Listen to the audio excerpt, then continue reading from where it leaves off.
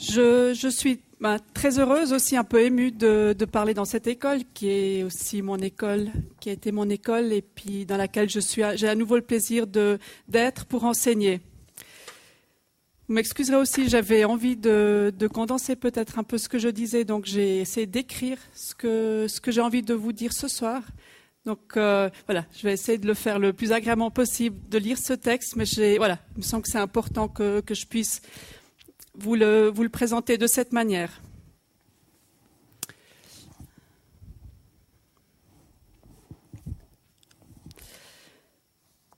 Si je vous parle ce soir de l'Ouest Lausannois, je le fais à 2 titres. D'abord parce que j'ai eu la chance que la mission qui m'a été confiée de mettre en place un bureau dans un contexte d'urgence, un bureau d'intercommunal destiné à réorienter le développement de la région de l'Ouest Lausannois. Et deuxièmement, je vous parle ce soir aussi parce que je suis convaincue que le processus en cours dans l'Ouest Lausannois est exemplaire à plusieurs titres. Il est d'une part symptomatique de la situation de ces territoires hybrides qui se sont formés autour des villes historiques et que nous appelons agglomération, périphérie, Vorstadt ou bien Zwischenstadt. L'Ouest, comme ces territoires de l'entre-deux, est caractérisé par une extrême fragmentation, par un bâti hétéroclite et par une situation environnementale dégradée. Deuxièmement, ce lieu représente aussi, comme tous ces territoires diffus, un enjeu fondamental en relation avec la croissance démographique. La densification et la restructuration de secteurs tombés en friche doivent permettre d'accueillir de nouveaux habitants dans des sites déjà entamés pour contribuer à limiter l'étalement urbain. À ce titre, le processus en cours dans l'Ouest peut être mis en perspective avec le phénomène du basculement historique d'un monde désormais plus urbain que campagnard. Et enfin, les circonstances actuelles, notamment la politique des agglomérations de la Suisse avec son aide financière aux projets de transport, mais aussi une tradition de collaboration dans cette région et une prise de conscience partagée ont poussé les acteurs de l'Ouest lausannois et du canton à engager une action urbaine, collective, volontariste et innovante. Et j'en suis persuadée, c'est précisément cette action commune qui est la condition impérative pour changer l'image de ces grands territoires et pour accompagner leur mutation.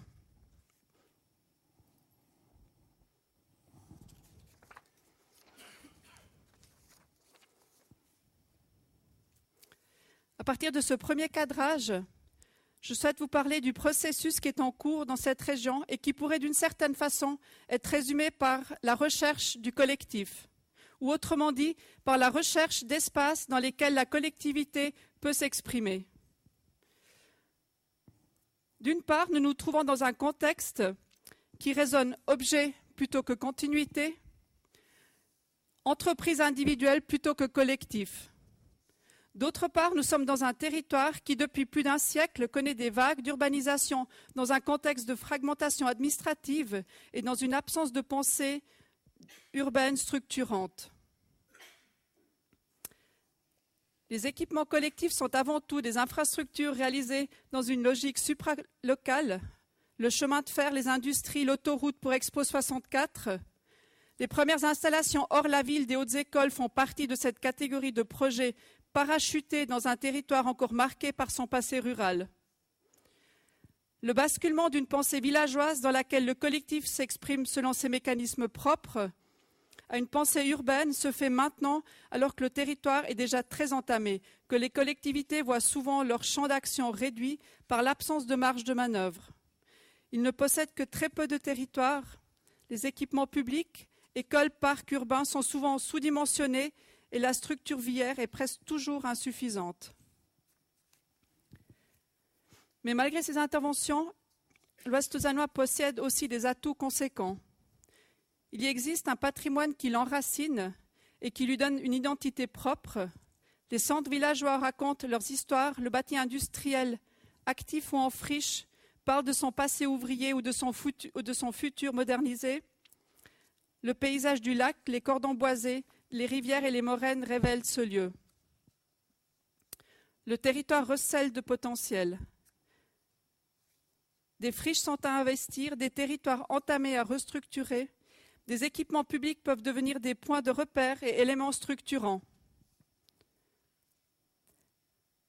La politique des agglomérations permettra un investissement massif dans l'amélioration des infrastructures de transport locaux. Et l'Ouest lausannois a aussi cette chance unique d'avoir partout, en second plan, un rapport très fort avec le grand paysage lémanique, comme élément de repère et de cadrage direct.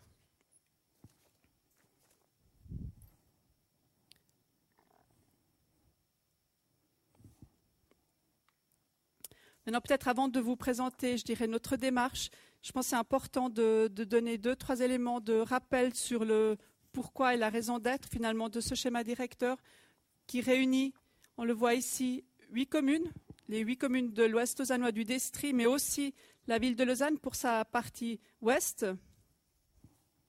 C'est une région dans laquelle habitent 75 000 personnes, donc si on effaçait ces limites communales, on serait dans la deuxième ville du canton de Vaud.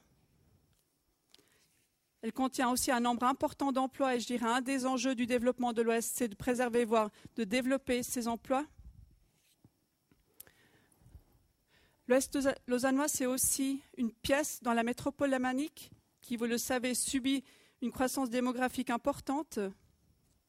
Et c'est à ce titre que le projet d'agglomération dont nous faisons partie obtiendra des aides de la Confédération dans le cadre de sa politique pour les agglomérations.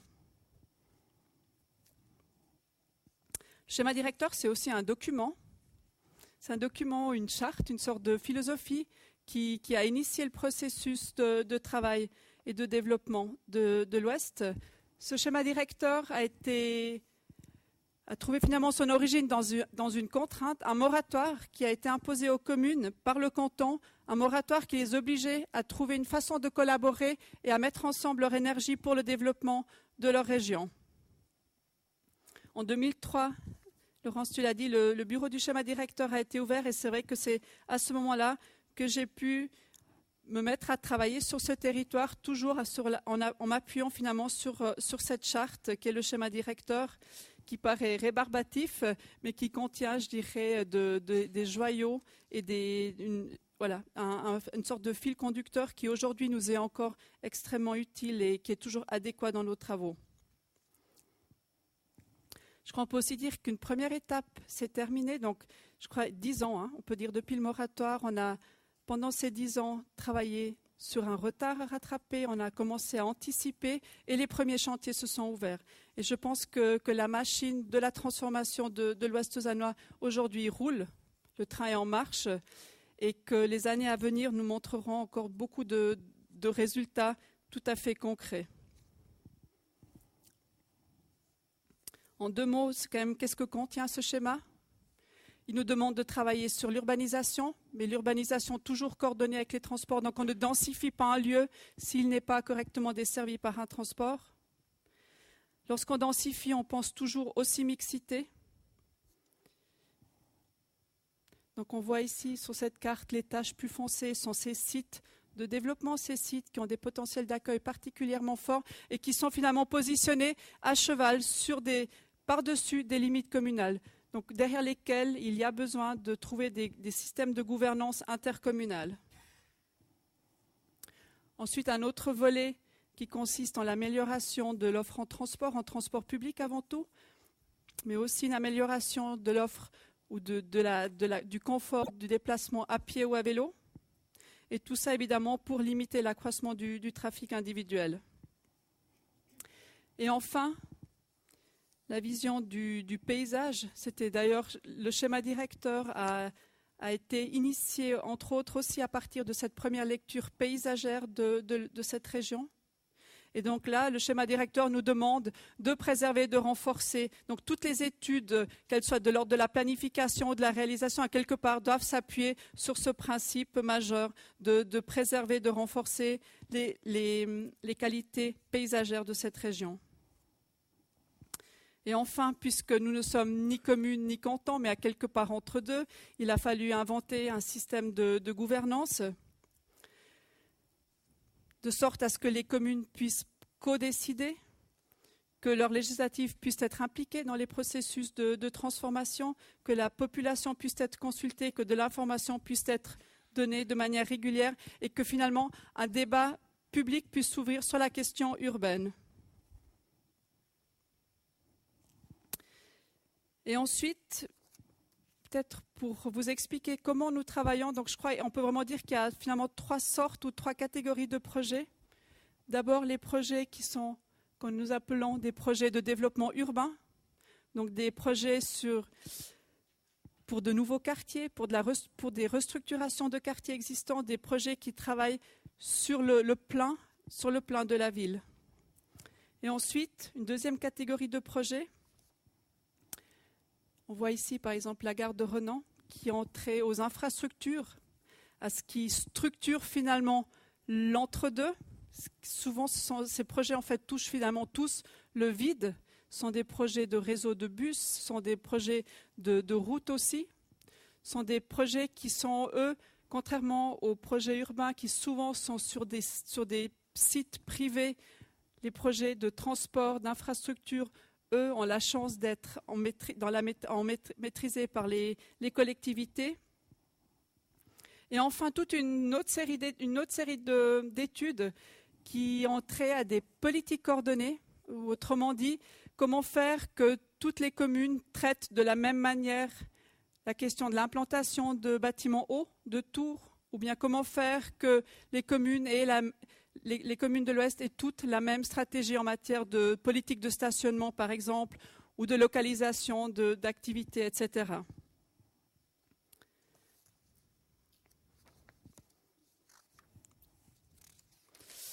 Voilà, à partir de là, je vais gentiment vous présenter les différents projets qui sont conduits par le schéma directeur avec les communes, avec les acteurs locaux.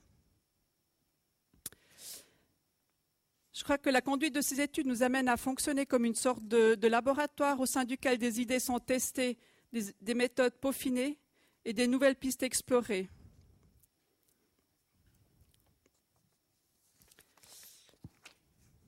En dehors des outils traditionnels tels que le concours d'architecture, nous avons introduit des études tests ou Testplanung tels que pratiqués en Suisse alémanique.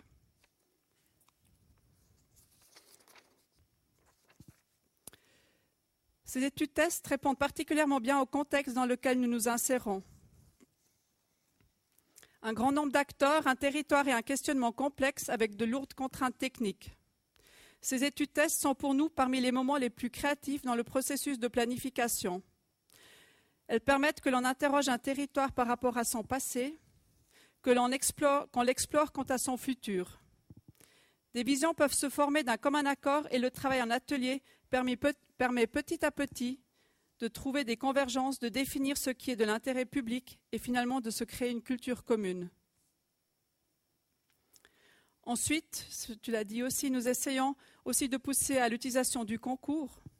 L'enjeu ici réside dans le fait de réussir à convaincre des porteurs de projets privés qui ne sont pas soumis à la loi pour les marchés publics, de la nécessité d'ouvrir le débat, de comparer des variantes pour être capable de produire des projets de qualité.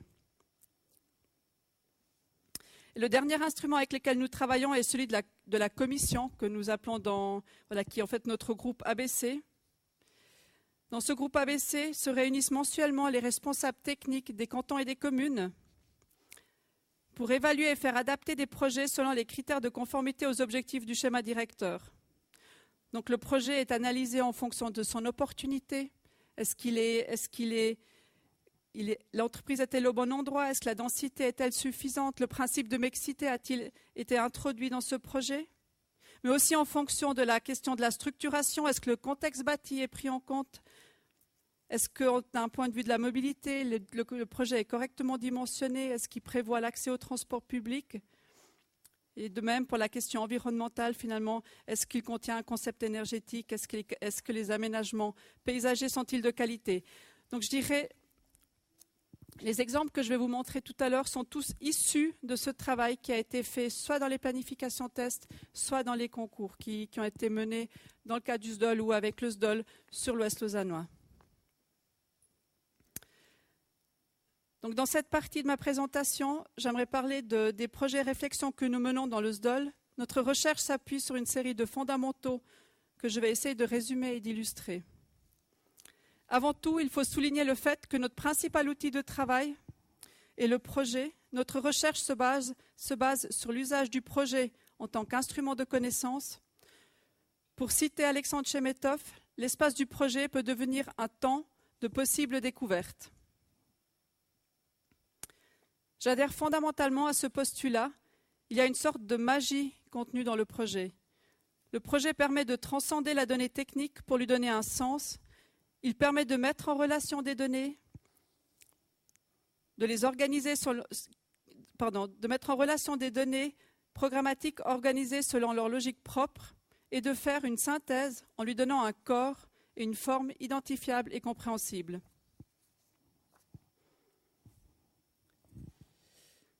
Si nous voulons que l'Ouest lausannois puisse préserver son identité, il est impératif que tout projet se confronte à son contexte historique, son contexte bâti. La tentation de la table rase n'est pas une solution. Nous devons tabler sur une transformation progressive qui soit à même de dialoguer avec son contexte. Le fait de travailler dans une continuité enrichit les projets. Transformer, réinterpréter des structures existantes, favoriser des usages temporaires devient un acte créatif. L'acte du projet s'inscrit ainsi dans une permanence. Ici, vous voyez des exemples extraits d'une étude, par exemple, sur un site qui, aujourd'hui, contient encore d'anciens entrepôts de CFF et où, demain, la commune de Renan veut développer un quartier multifonctionnel avec de l'habitat, avec des équipements publics et des activités. Ou alors ici, du côté de Malais, un questionnement quant aux inventaires, aux stocks à préserver, aux témoins du passé à prendre en compte par les projets qui viendront. Ou ici aussi, la même question, est-ce qu'un témoin du passé industriel, même tout récent, puisque la sphère de gaz date des années 70, est-ce qu'elle peut trouver sa place dans un concept de parc récent, dans un quartier récent qui devrait émerger de cette plaine de Malais?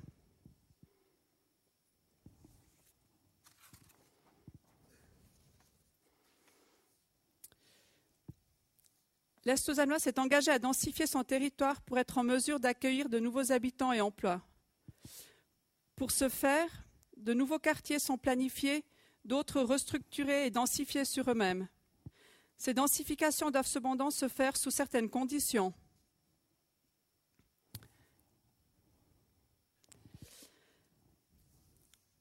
Une des premières conditions, je pense, est la mixité, donc l'opposé de la séparation des fonctions qui pèse tant aujourd'hui encore sur ces territoires des périphéries.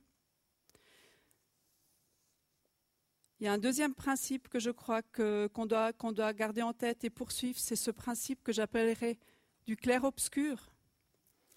C'est varier l'occupation d'un territoire, un peu à l'image de ce que fait ce groupe-là. On a quitté l'Ouest lausannois, on est dans le Grand Paris, vous l'aurez peut-être reconnu, mais où l'équipe Lean de Finn Geipel se pose la question sur comment créer des intensités bâties ou naturelles et pour ainsi à quelque part traiter le territoire urbain comme une peinture qui travaillerait sur des clairs et des obscurs.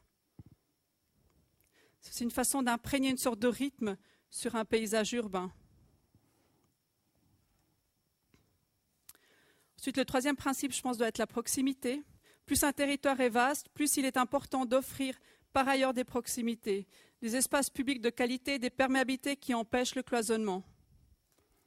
Et enfin, la juste mesure d'un territoire. Si on se place face à un territoire de cette nature qui a perdu à quelque part tous ses repères, tout le parcellaire a disparu sous l'impact de grandes structures qui l'ont à quelque part violé, c'est comment est-ce qu'on arrive à retrouver la juste mesure de ce territoire. Et je crois que se pose ici aussi la question du travail sur la granulométrie du territoire, qu'il soit bâti ou non bâti. L'Ouest lausannois, tout comme les autres tissus périphériques, est constitué d'une énorme variété de granulométrie. Une autoroute côtoie des logements, une usine côtoie des jardins potagers. Ici, le projet doit obligatoirement, avant de se poser la question de la forme urbaine, se confronter à cet état de fait et trouver le moyen pour dialoguer avec son contexte.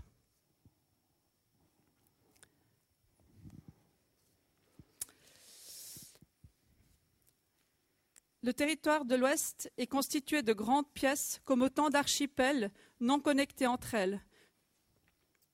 Ce morcellement a été produit autant par les grandes infrastructures routières et ferroviaires que par l'effet des grands projets objets. Ces projets objets se sont organisés en fonction d'une logique foncière privée, sans vue d'ensemble, comme des bastions introvertis, sans prise en compte de besoins de la collectivité.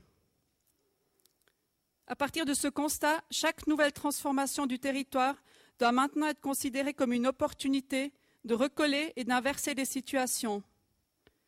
Créer de l'espace public, que ce soit une place, un parc ou une rue ou un équipement public, nous donne l'occasion de tisser des liens et d'induire de l'urbanité pour sortir des projets de leur isolement. Ici, on a, dans le cadre d'une étude routière, le bureau ADER qui nous a démontré finalement qu'est-ce que pouvait provoquer une poursuite d'une logique à la Bourdonnette. La Bourdonnette est ici.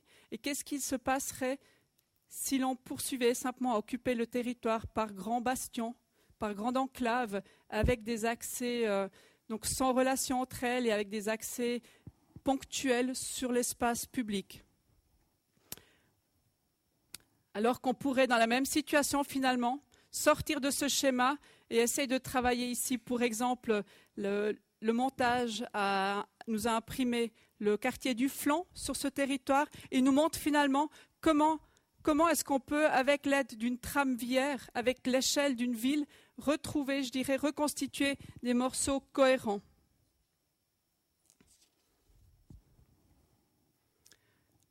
Ou ici, un autre exemple où on travaille, qui est issu de l'étude test sur Malais, où l'équipe Europan-Luchaire essaye de redonner finalement ou de réfléchir à l'usage et aux moyens qu'on peut donner aux habitants, aux usagers de ces lieux, de s'approprier un espace, ce qui évidemment est absolument impossible dans un contexte et dans une organisation urbaine de ce type, où tout renvoie à la voiture, où il y a une introversion complète du bâti vers des cours intérieurs, inaccessibles par ailleurs et invisibles depuis l'espace public majeur.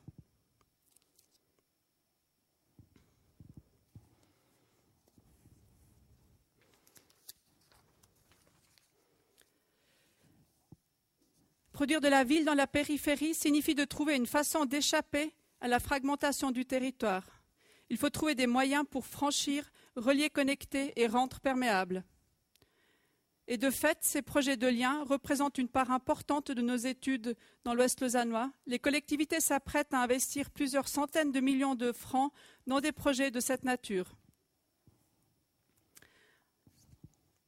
Pour exemple, je vous cite ici le projet de la gare de Renan, qui consiste effectivement d'abord en la création d'une passerelle comme un élément fonctionnel, système d'accès au quai, mais qui, bien au-delà de ça, devient une espèce de lien symbolique aussi entre communes, qui entraîne avec lui une réorganisation de l'espace public, une réorganisation du trafic, du stationnement, et qui permet, en fait, qui est également accompagné par des projets de nouveaux bâtiments, donc une densification et une requalification d'un secteur fondamental à quelque part au cœur de cette région. Ou d'autres projets que nous menons, qui sont basés, eux, sur une lecture de type réseau mobilité douce. Donc, une fois considéré à l'échelle de l'agglomération, ramené à l'échelle de l'Ouest lausannois, vous voyez que chacune de ces petites barrettes, c'est un franchissement qui est imposé par une infrastructure qui provoque une césure dans le territoire. C'est une fois une autoroute. Où suis-je? Ici. C'est une fois le chemin de fer dans cette partie ici. Donc chacune de ces petites barrettes qui ont été identifiées, qui sont positionnés de manière cohérente par rapport à une vision globale, font aujourd'hui, et feront encore puisqu'elles sont nombreuses, l'objet d'études, de projets qui devront petit à petit voir le jour et qui permettront de poser autant de petits maillons qui à terme, pourront constituer un réseau cohérent. Ou un autre exemple, encore une fois issu de Malais.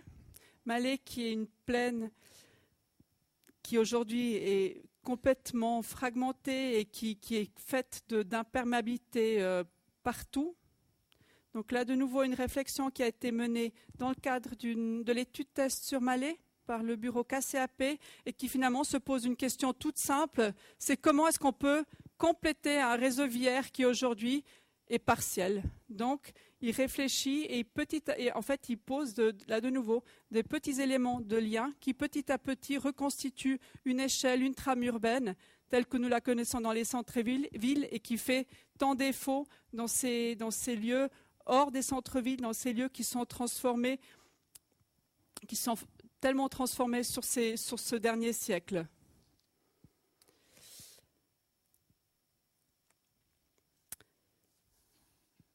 En même temps, le déficit en infrastructure de transport, et je pense là surtout au réseau viaire, et la nécessité d'ouvrir ces routes à d'autres usages sont aujourd'hui une chance pour l'Ouest lausannois.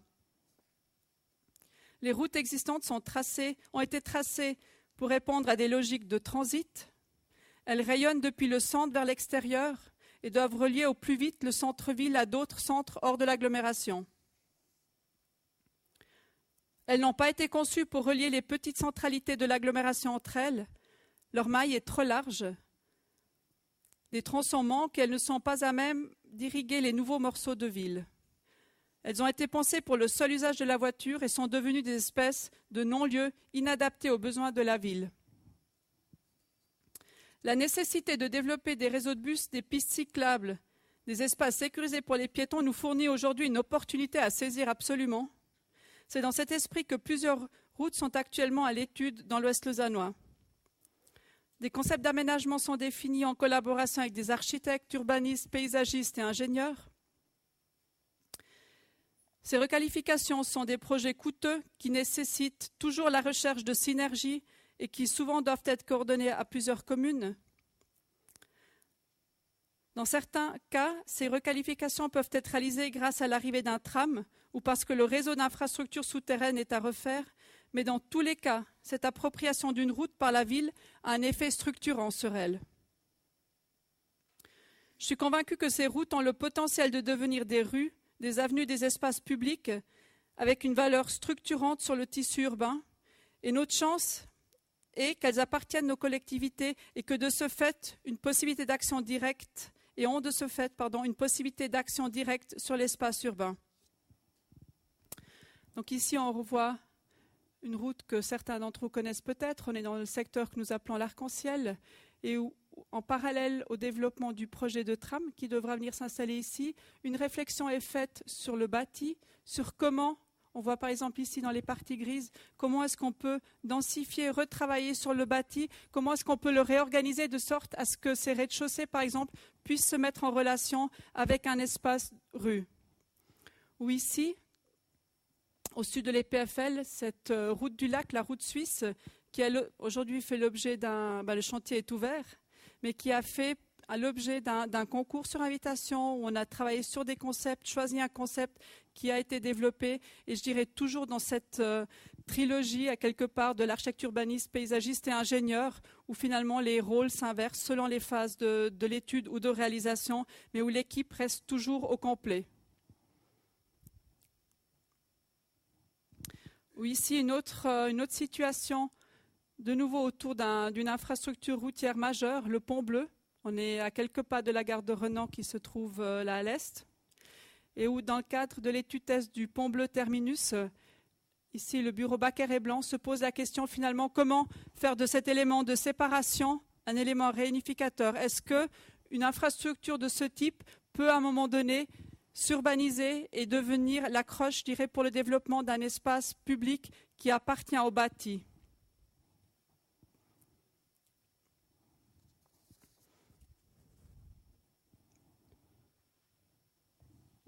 Voilà, j'arrive gentiment vers la fin.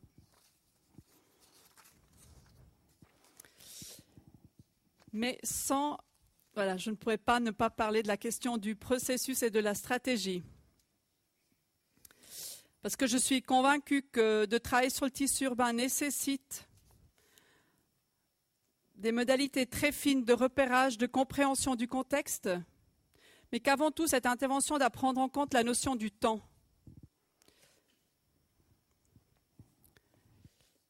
Ensuite, l'action urbaine a aussi besoin d'une vision stratégique qui permet de prioriser, de se concentrer sur ce qui est important, de saisir les opportunités de mettre en place des partenariats et de négocier avec les acteurs en place.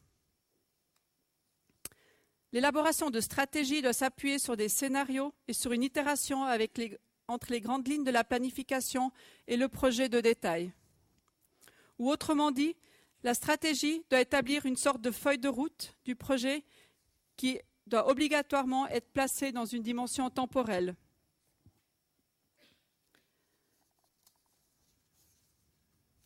Ici, peut-être pour illustration de ce propos, là nous sommes de nouveau dans l'étude test du secteur Pont-Bleu-Terminus et se pose ici la question du prolongement du tram et de son tracé. La ligne bleue, c'est le tram qui a aujourd'hui, en fait, qui peut se prolonger selon des variantes de tracé. Et là, ce qui est fait en groupe pluridisciplinaire, c'est évaluer finalement le potentiel. Est-ce qu'il y a un potentiel urbain d'un déplacement de cette ligne? Est-ce que le fait de le faire traverser le quartier peut créer des situations urbaines intéressantes, créer des espaces publics qui apportent quelque chose à cette entité, à cette pièce urbaine? Donc là, je dirais vraiment un travail où on fait des variantes, on fait des hypothèses, on développe des stratégies et on analyse des faisabilités. Et c'est après, je dirais, cette exploration finalement qu'on retient en principe une ou deux, où il y a des convergences et où le projet se stabilise pour prendre telle ou telle direction.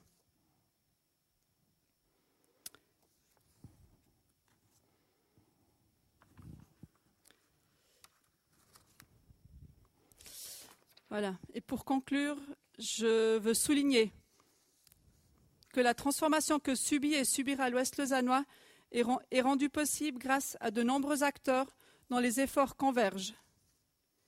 La préoccupation du collectif se trouve au centre de toutes les actions, dans la mesure où la création d'espaces collectifs est la condition de l'urbain. Le collectif est en quelque sorte le ciment dont nous avons besoin pour constituer la ville.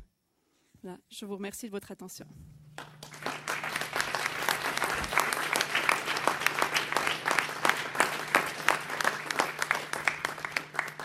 Merci pour cette présentation. Peut-être qu'il y a des questions dans la salle.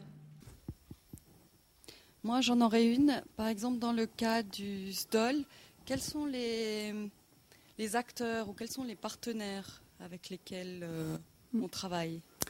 Alors, je dirais, en dehors de la petite équipe du bureau, il y a évidemment, je dirais, nos patrons politiques qui sont les porteurs des projets dans des moments décisifs de vote de crédit.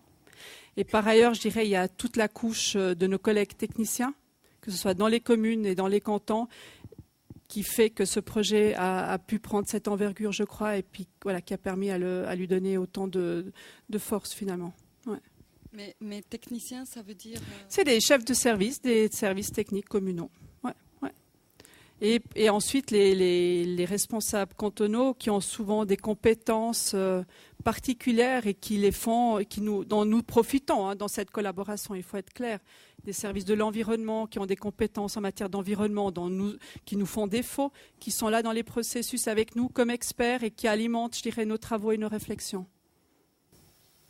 Et par exemple, toujours dans le cas du SDOL, quand les 8 communes vous ont contacté, qu'est-ce qu'elles avaient déjà entre leurs mains? Avant le SDOL? Oui. Alors, je dirais, non, le début, c'était le moratoire. C'était une contrainte, une obligation de se mettre ensemble et de collaborer. Et quand même, je crois, il y avait... toutes les communes étaient quand même conscientes qu'il y avait qu'elles étaient en train de rentrer dans une impasse. Il y a clairement des problèmes environnementaux, de pollution de l'air, des seuils qui sont dépassés. Je pense que les communes de l'Ouest, elles ont aussi une tradition de collaboration. L'imbrication de leur territoire fait qu'elles ont dû quand même traiter ensemble de questions de réseaux souterrains ou d'autres problématiques. Donc il y a quand même un espèce de bagage de collaboration, je pense, qui est là. Et à partir de la contrainte, je pense qu'il y a un travail qui s'est fait autour de ce projet qui a été très vite, je crois, partagé et porté en partenariat, qui est quand même large, qui est porté par ces communes. Vous avez parlé de clair-obscur par rapport à un plan d'urbanisme de Paris. Maintenant, quand on parle de l'Ouest lausannois, on parle des 8 communes. Ça veut dire que vous allez quand même essayer de mettre en priorité les chefs-lieux de ces 8 communes, ou bien quelle est l'image finale qu'aura le développement de cet Ouest lausannois? Bon, je pense d'abord, à mon avis, il n'y a pas d'image finale. J'espère qu'il n'y a pas d'image finale, mais que c'est le temps qui passe et que la transformation continue. Alors qu'on oriente, moi je pense qu'on est plutôt en train d'orienter un processus de transformation.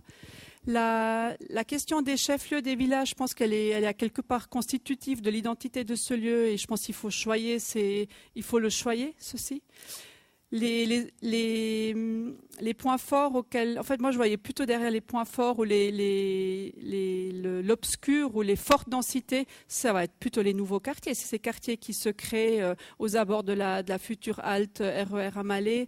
C'est ces quartiers qui se font à l'échelle de projets qui sont nos projets contemporains, qui sont des projets énormes, je veux dire de 50 000, 20 000, 50 000, 100 000 mètres carrés de surface brute de plancher. Donc les fortes intensités, à mon avis, elles vont naître de ces programmes-là. Elles vont donc dépasser les entités chefs-lieux. Alors elles vont, en termes de densité, oui, largement.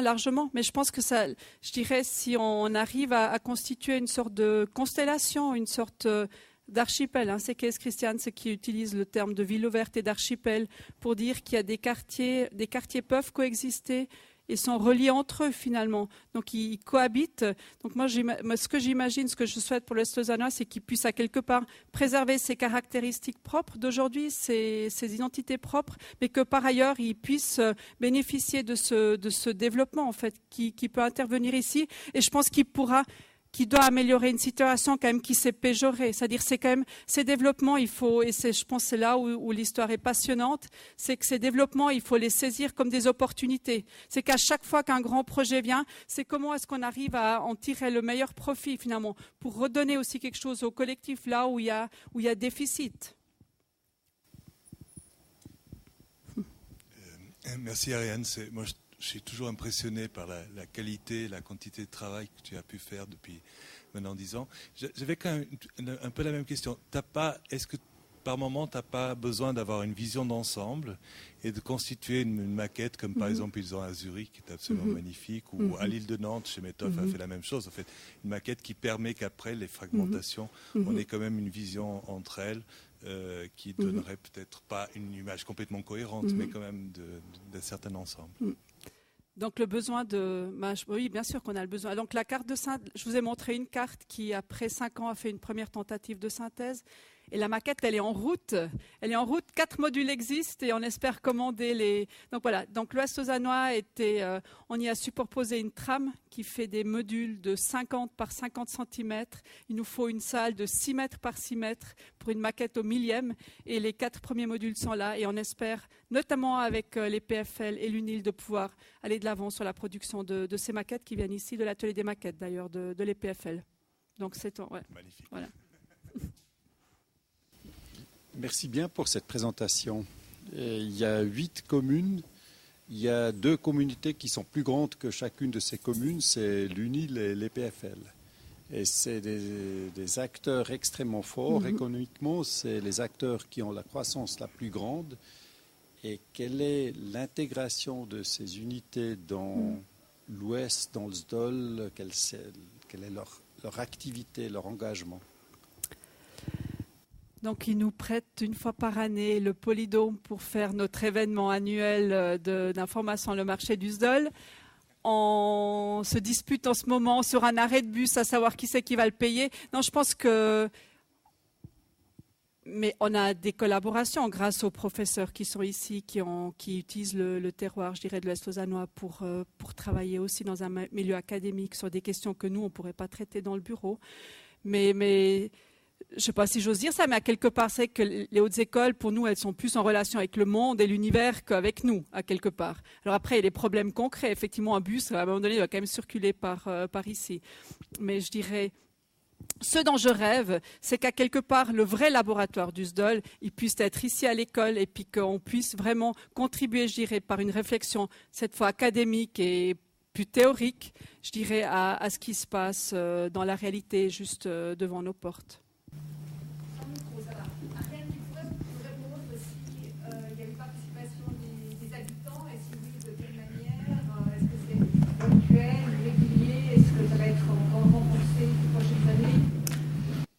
Alors, c'est contenu dans nos statuts puisqu'on n'est pas on n'est pas un niveau institutionnel avec son législatif, son exécutif et maintenant je dirais tout l'instrumentarium de la démocratie.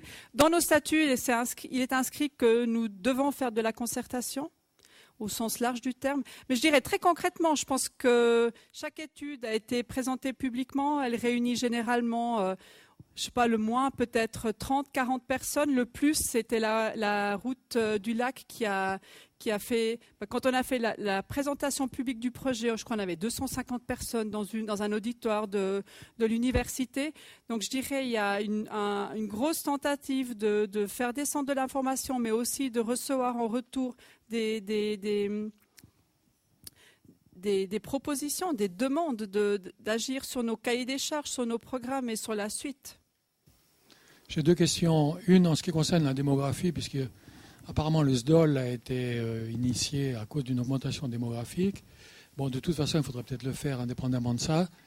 Mais c'est une question que j'ai posée il y a peut-être 3 ans ou 4 ans. La toute première information qui s'était tenue au Théâtre Arsenic. Est-ce qu'il faut vraiment un développement démographique? Est-ce qu'on veut une Suisse de 10, 15 millions d'habitants? Est-ce qu'on veut une ville de Lausanne jusqu'à Genève, sachant que cette augmentation démographique provient de l'immigration, essentiellement pour la création d'entreprises, pour créer des places de travail? Est-ce que toutes les places de travail d'Europe doivent être créées au bord du Léman? J'ai l'impression que c'est une chose qui n'a jamais été étudiée. Ça, c'est la première question. J'en ai une autre qui est tout à fait différente. Dans le cadre de SDOL, vous avez dit que Lausanne est associée pour la partie ouest de son territoire. Mais on a un peu l'impression que dans tous ces grands projets, Lausanne fait cavalier seul. Est-ce que c'est par concurrence, vite faire son quartier par rapport à ce qui peut se faire dans le SDOL? Est-ce qu'il y a cohérence entre ce que fait Lausanne et ce qui se passe dans l'ouest? Bon, sur la première question, c'est le robinet, les vannes du robinet, elles ne sont pas ici. Moi, je pense qu'aujourd'hui, si on est responsable, c'est qu'on anticipe et puis qu'on travaille avec cette progression démographique, on constate. On a eu des augmentations depuis que le schéma directeur a ouvert. On a eu une progression constante de 2% d'augmentation.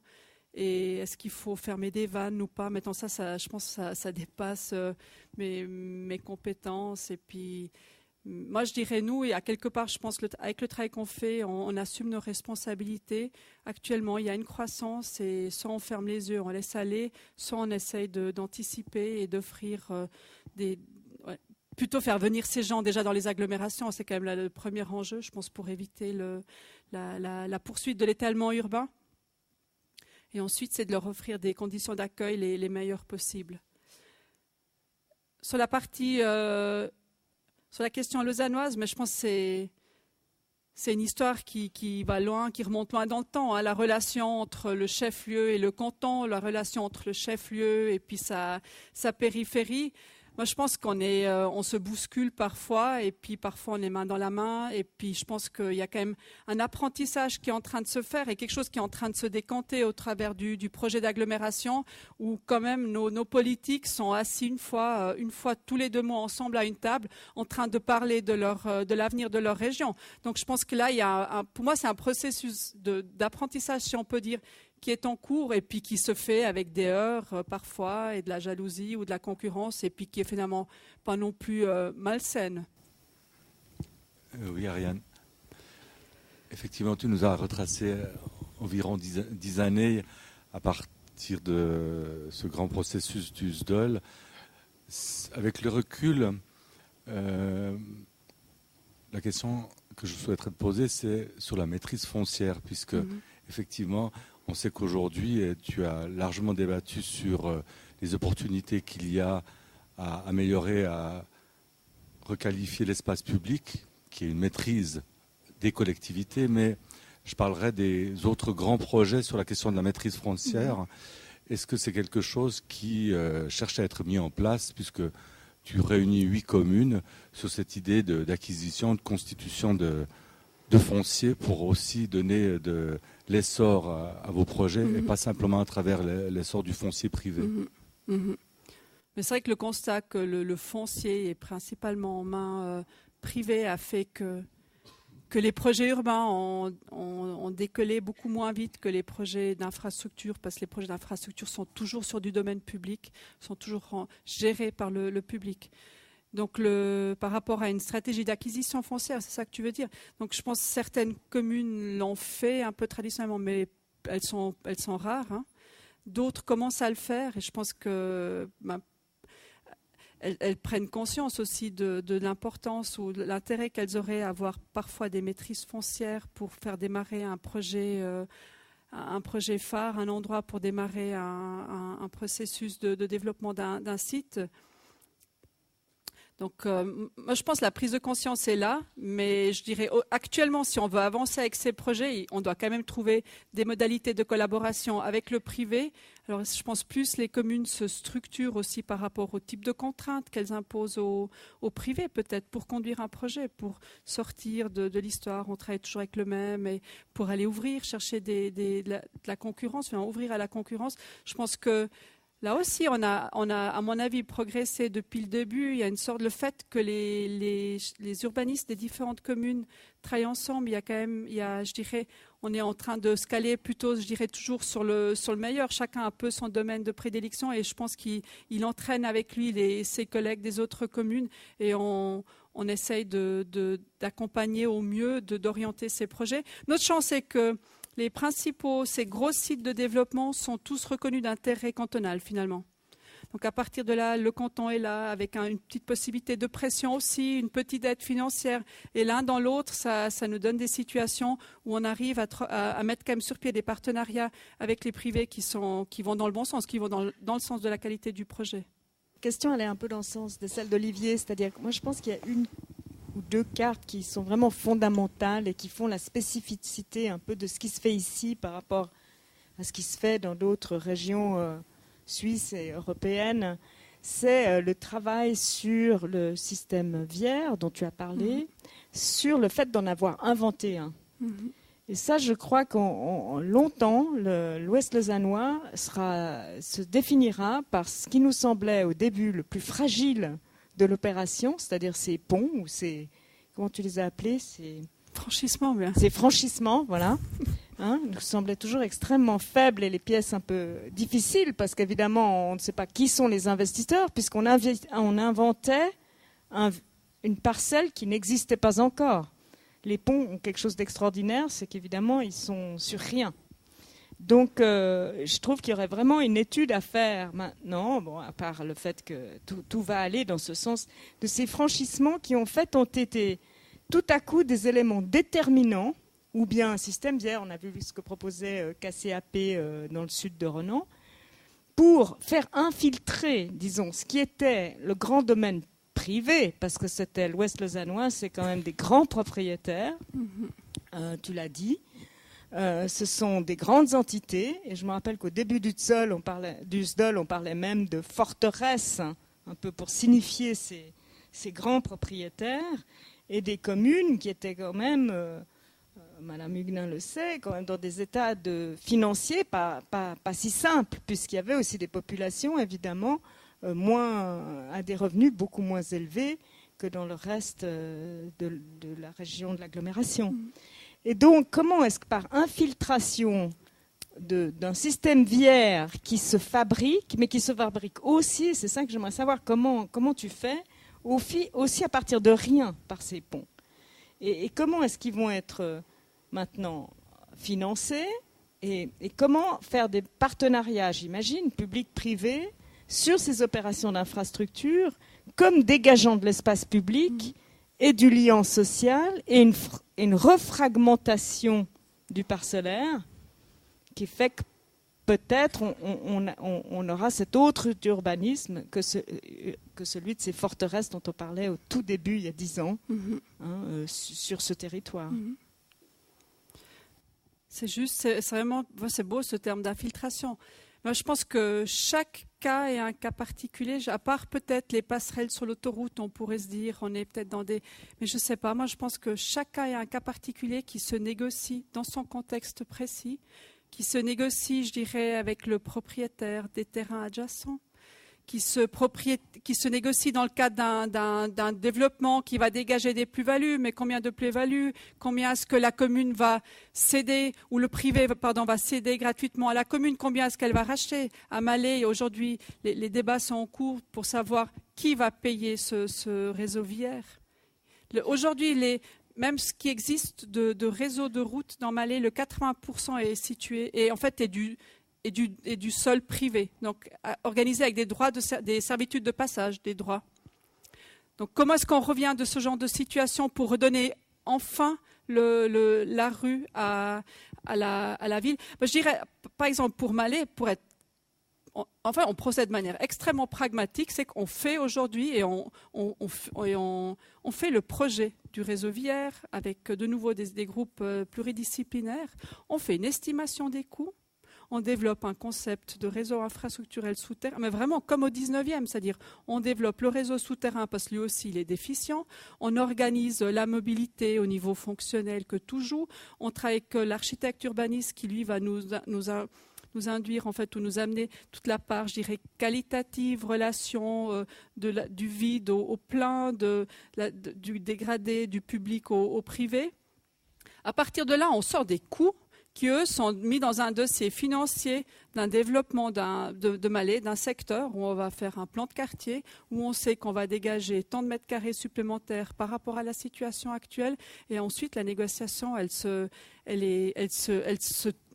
met en place, mais elle est extrêmement pragmatique. Je pense à chaque fois qu'on a essayé de faire des principes un peu théoriques, qu'on a essayé de réutiliser à plusieurs fois, on a échoué. Chaque fois qu'on a commencé avec le cas concret du terrain, de la parcelle, on réussit à trouver des solutions.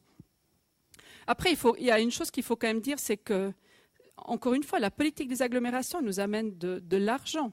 Donc vous avez tout à coup un quart ou même la moitié d'un budget qui est couvert par des fonds publics et la question peut se traiter différemment, tant pour les communes d'abord, mais aussi pour le privé. Parce que on a quand même, à quelque part, on a effectivement une aide qui nous a donné une sorte de vent arrière à nos projets. Voilà, merci beaucoup. Je vous propose de conclure cette conférence qui a suscité beaucoup de questions et vous invite à partager un verre. Merci. Merci.